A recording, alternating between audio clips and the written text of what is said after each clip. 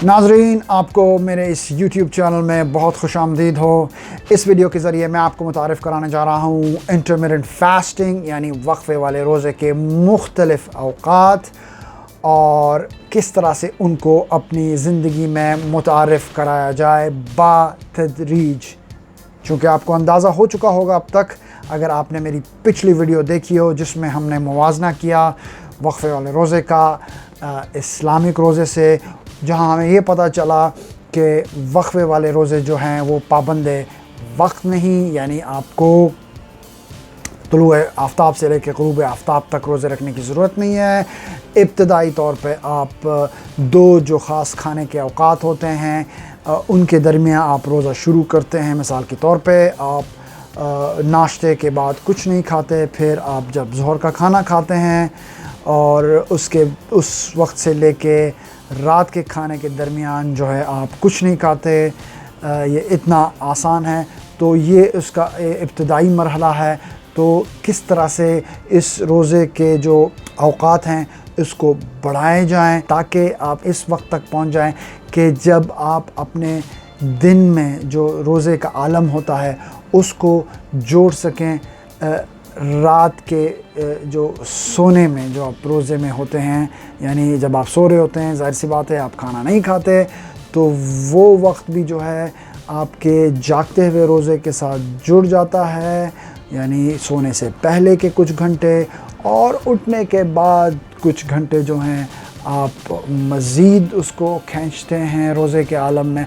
तो इस तरह से आपका जो वक्फ़े वाला रोज़ा जो है वो उसके वक्त जो है उसकी मुद्दत में तोसी होती है और नतीजतन जो है आपके सेहत जो है वो बेहतर हो जाती है। तो आइए बग़ैर ज़्यादा वक्त ज़ाया किए हम कूद पड़ते हैं अपने स्लाइड्स पर, जहां मैं आपको ये सब समझाने वाला हूं कि किस तरह से जो है आप इस तरीक़ेकार को अपना सकते हैं और मुनज़्ज़म कर सकते हैं अपनी ज़िंदगी के हिसाब से, अपनी सेहत को मद्देनज़र रखते हुए। आपके रोज़मर्रा के जो खाने पीने के तरीक़े हैं उसको किस तरह से आप बेहतर बना सकते हैं इस निज़ाम के ज़रिए, इस पैटर्न के ज़रिए। तो जुड़े रहिए, हम जाने वाले हैं दूसरी स्लाइड पर। तो नाज़रीन, आइए ये पहली स्लाइड है हमारे इस मौजू के मुतालिक, जिसमें हम आपको वक्फ़े वाले रोज़े के मुख्तलिफ़ औकात से मुतारिफ़ कराएंगे। ये दायरा है जिसमें दिन के पहले 12 घंटे दिखाए गए हैं, यानी रात के 1 बजे से लेके दिन के 12 बजे तक। और ये जो दूसरा दायरा है ये दिन के 13वें घंटे से लेके जनाब आली 24वें घंटे तक का पूरा मुकम्मल दिन का जो है एक पस मंज़र है, जिसको हम पूरी स्लाइड्स में इस्तेमाल करेंगे और इसी पे ही हम जो है सारे औकात रोज़ों के जो हैं हम इसकी अक्कासी करेंगे ताकि हम आपको अच्छी सी बेहतर अंदाज से सारे रोज़ों के बारे में समझा सकें। लेकिन उससे पहले हम एक मिसाल लेते हैं आजकल के यानी असर हाली में कि किस तरह से हम अपने खाने पीने के लिहाज से दिन शुरू करते हैं और तकरीबन हमारे दिन के कितने घंटे जो हैं वो खाने पीने में लगते हैं।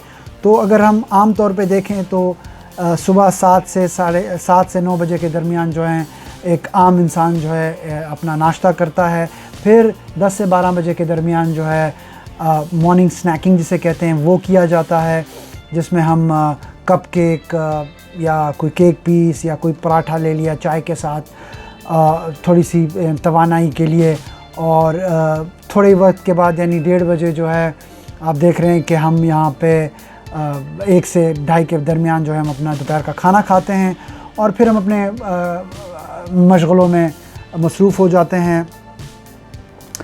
फिर जैसे 4 बजते हैं हम दोबारा से जो है ना कुछ समोसे पकोड़े वग़ैरह जो हैं ऑर्डर करके या अपने बड़ों से या किसी से भी बनवा के खाना शुरू कर देते हैं, ख़ुद बना के खाना पीना शुरू कर देते हैं। ये एक वक्फ़ा होता है हमारे पूरे दिन में।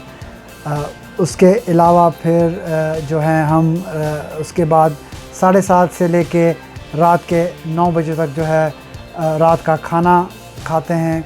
और मेरे ख़्याल से यहाँ हम नहीं रुकते।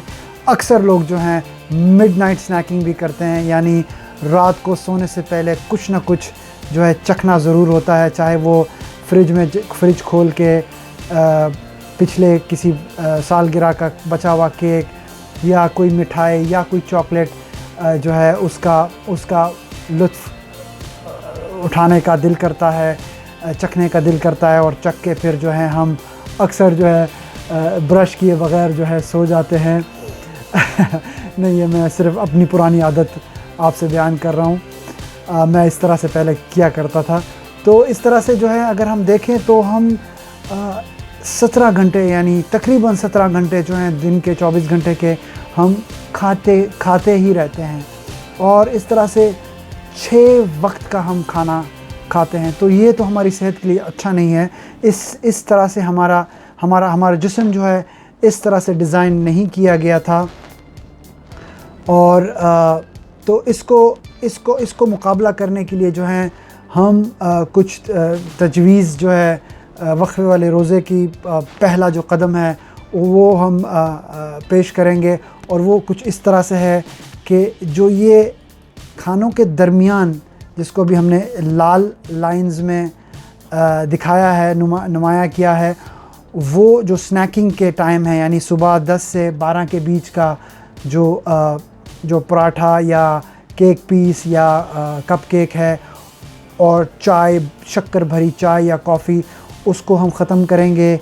और फिर जो हाई टी, समोसे, पकोड़े और शक्कर से भरी जो चाय कॉफ़ी पी जाती है उसको ख़त्म करेंगे। और रात की जो फ्रिज में छुपाते हुए जो हम खाते हैं मीठा, उसको हम ख़त्म करेंगे। तो इस तरह से हम जो है पहले कदम में अपने हम वक्फ़े वाले रोज़े के दाखिल होंगे। कुछ इस तरह से 3 मील्स अ डे यानी 3 वक्त का खाना आम तरीके से जो है जो खाना चाहिए हमें, वो 8 यानी आज तकरीबन अगर 8-9 बजे हमने नाश्ता किया तो 1 से 2:30 बजे के बीच जो है हम अपना दोपहर का खाना खाते हैं। और रात को जो है 8, 9, 10 तक जो है हम अपना जो है रात का खाना जो है खा लें। और इस तरीक़ेकार को हम लेते हुए कुछ हफ़्ते जो है हम कोशिश करेंगे कि हम अपने जिस्म को जो है इस रेजिमेंट पे, इस रूटीन पे आदत दिलाएं, ताकि हम फिर जो है आगे जो है जो वक्फ़े वाले रोज़े के जो आने वाले तरीक़ेकार हैं उसको अपना सकें। तो अगर हम 2-3 हफ़्ते भी इस रूटीन पे रहें, फिर हम दूसरा कदम जो है आराम से उठा सकेंगे। और वो है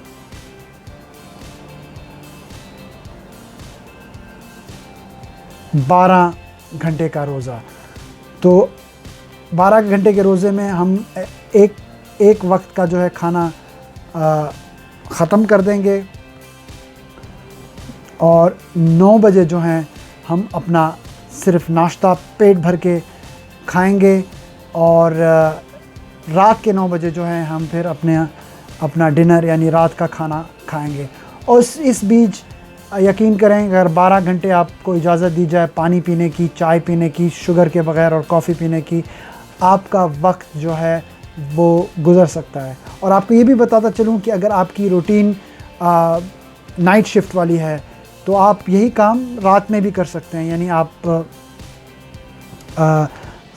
रात के 9 बजे खाना खा रहे हैं तो आप फिर रात को ड्यूटी पे चले गए और इसी तरह से सुबह जब वापस आएंगे आप 10-9 घंटों के बाद आप सुबह का नाश्ता खा के फिर सो सकते हैं। तो ये रूटीन जो है दोनों तरफ जो है बराबर से इससे हम मुस्तफ़ीद हो सकते हैं।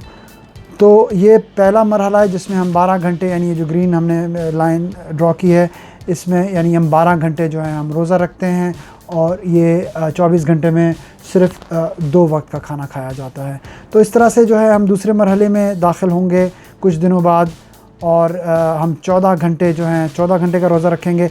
जो नाश्ता हमने 9 बजे किया उस नाश्ते को हम 9 से आगे बढ़ा के जो है वो 10 बजे करेंगे, 10 से 11 के दरमियान।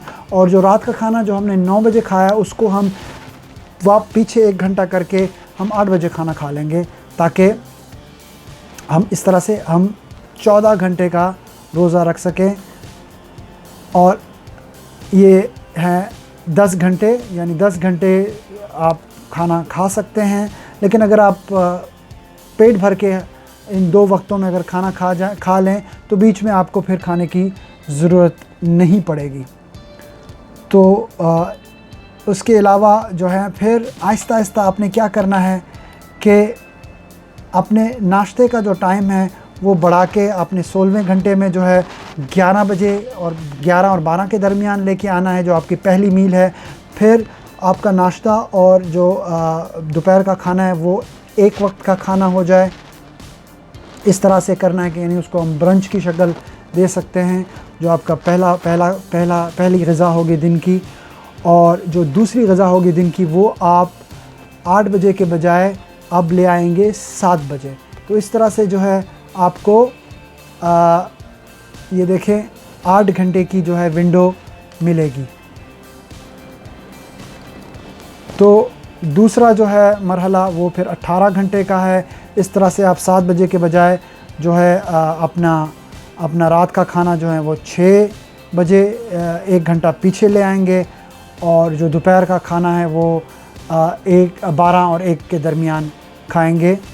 तो आपके पास फिर 6 घंटे का जो है वक्फ़ा होगा खाने पीने का, और 18 घंटे का आप जो हैं रोज़ा रखेंगे। याद रखें कि जो 18 घंटे हैं ये इसमें आपकी जो रात की नींद है वो भी शुमार है। जी, तो अगर आप कुछ घंटे पहले यानी अगर आप 7 बजे खाना खा लेते 6 बजे खाना खा लेते हैं, उसके बाद आप 9-10 बजे अगर सोते हैं, आप 6 और 8 घंटे 6 से 8 घंटे अगर सोते हैं तो वो नींद में भी आप उसी आलम में हैं, रोज़े के आलम में। और उठने के बाद जो है आप फ़ौरन नाश्ता नहीं कर रहे, आप अपने जिस्म को और आराम दे रहे हैं। और कॉफ़ी पी सकते हैं, चाय पी सकते हैं बग़ैर शुगर की। और जो है आप फिर जो है 12 बजे अपना रोज़ा जो है आप वो तोड़ेंगे, और आपको इस तरह से 6 घंटे का जो है वक्त मिलेगा खाने पीने का। तो इस तरह से फिर हम बढ़ते बढ़ते जो है सिर्फ़ 4 घंटे यानी दोपहर के 1 बजे से लेके 5 बजे तक आप खाने पीने का एहतमाम कर सकते हैं। और उसके बाद आप 20 घंटे का अगर चाहें रोज़ा रख सकते हैं। और इस दौरान जो है कुछ ऐसी चीज़ें हैं, चाय कॉफ़ी के अलावा, पानी के अलावा, जो आप अगर आपको भूख लग रही है उसको आप इस्तेमाल कर सकते हैं। मिसाल के तौर पे अगर गोश्त की यखनी हो, खाली यखनी पीने से जो है ना वो आपकी इंसुलिन असरअंदाज नहीं होगी, आपका ब्लड शुगर जो है वो नॉर्मल रहेगा। क्योंकि ब्लड शुगर तब मुतहर्रिक होता है जब उसमें शुगर दाखिल हो। तो अगर शुगर दाखिल ना हो तो आपका ब्लड शुगर जो है वो नॉर्मल रहता है। तो यखनी एक अच्छी चीज़ है, ताकतवर चीज़ है, और उसमें फ़ैट्स होते हैं।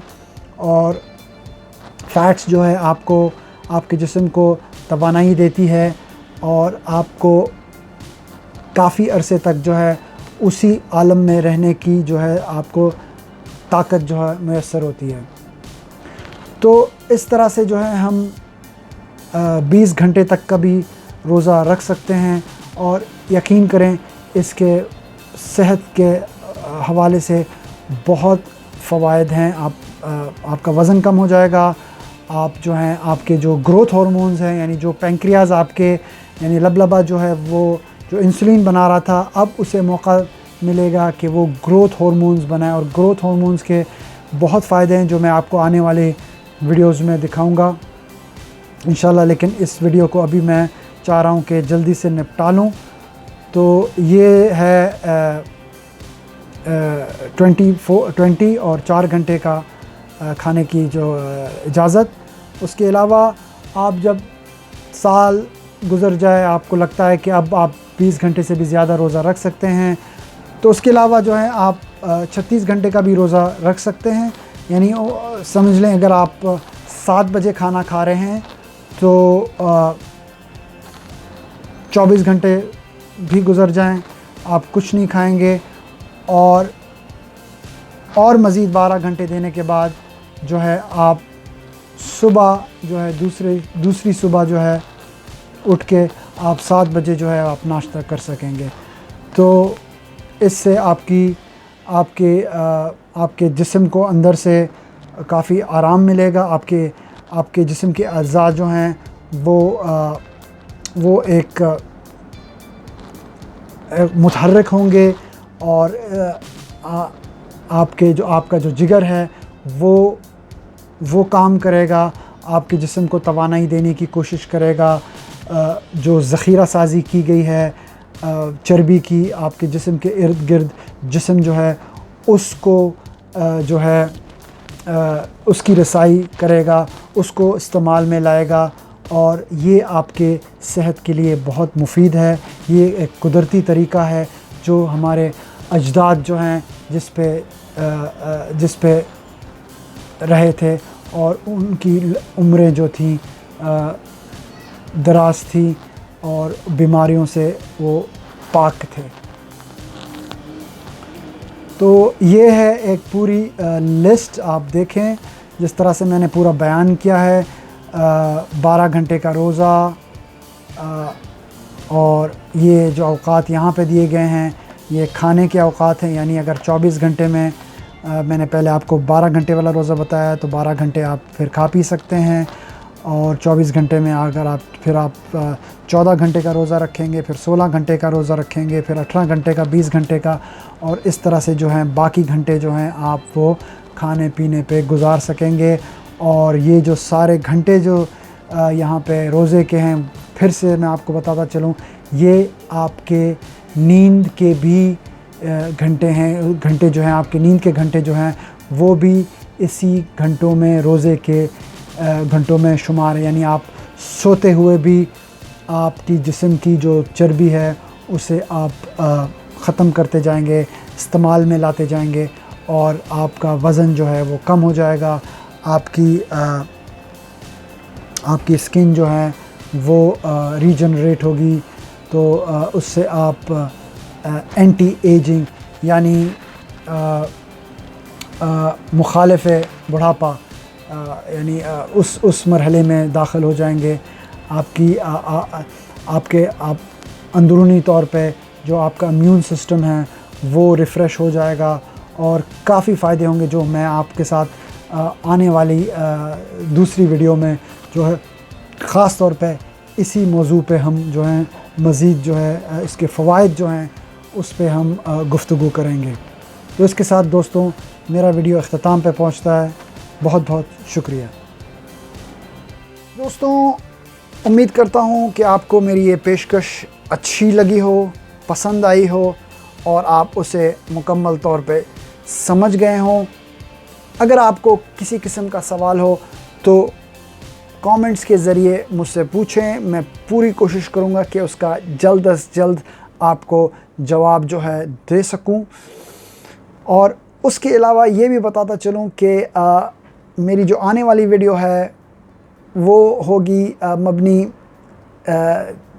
तग़ज़ियत पे, यानी रोज़ा रखने के लिए उसमें मैं राय दूंगा कि आपको क्या खाना चाहिए, क्या नहीं खाना चाहिए, और ताकि आपको ग़िज़ाइयत की कमी ना हो जिस्म में, और इस तरह से जो है आप अपनी सेहत जो है अच्छी सेहत बरकरार रखें, या आपकी कमज़ोर सेहत जो है वो बेहतर हो जाए। और इसका हरगिज़ ये मकसद नहीं कि आपने फ़ाक़ा करना है। आप ये याद रखें कि वक्फ़े वाले रोज़े से आप नेचर यानी कुदरत के करीब जा रहे हैं। आप उस हकीकी आलम में आ रहे हैं जिसमें हमारे अजदाद रहते थे, बनिस्बत के अब का जो आलम है हर वक्त कुछ ना कुछ खाते रहना जो कि हमारी सेहत के लिए मुज़र है। तो अगर आपको ये वीडियो पसंद आई हो तो ज़रूर लाइक कीजिएगा और कोशिश करें इसे उन तक भी पहुंचाने की जिनको इस मालूमात की ज़रूरत हो। तब तक के लिए अपना ख्याल रखें, खुश रहें और सेहतमंद रहें।